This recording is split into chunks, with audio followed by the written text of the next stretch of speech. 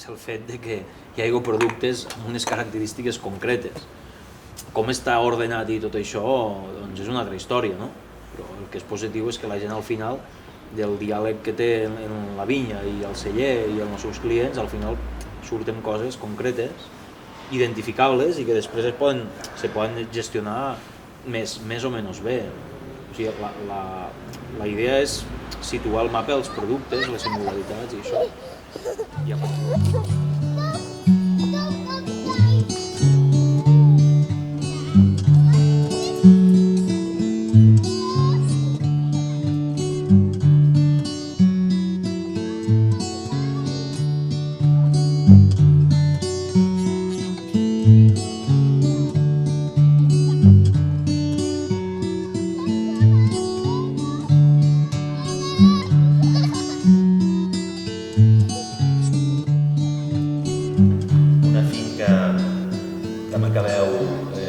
extraordinari ha desaparegut perquè tenia un valor molt més alt des del punt de vista immobiliari. Els últims anys ha passat molt. Però on està el límit? On està el límit, Oriol, de que una administració pública estigui disposada a que una infraestructura sigui menys rendible per a que estigui este mapa geogràfic més equilibrat i, en definitiva, amb més oportunitats per a tothom?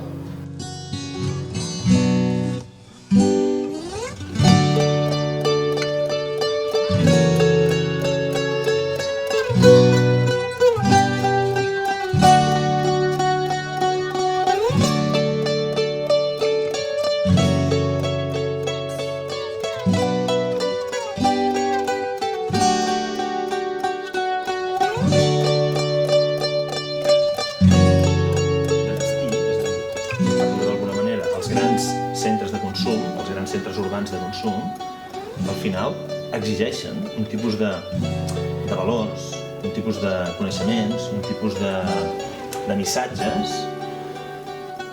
per consumir determinats productes. Exigeixen unes característiques determinades, més que de qualitat, de riquesa de matisos, o sigui, de dades, de diferenciació, d'especificitat. Sí, tot això hi cap en el mercat, però no podem deixar en un segon pla o no podem relativitzar la importància que té el consum genèric de vi, o com d'endreçades estan les coses en les regions vitivinícoles. En aquest cas podem posar Catalunya com una unitat de regió que té un cert sentit per història.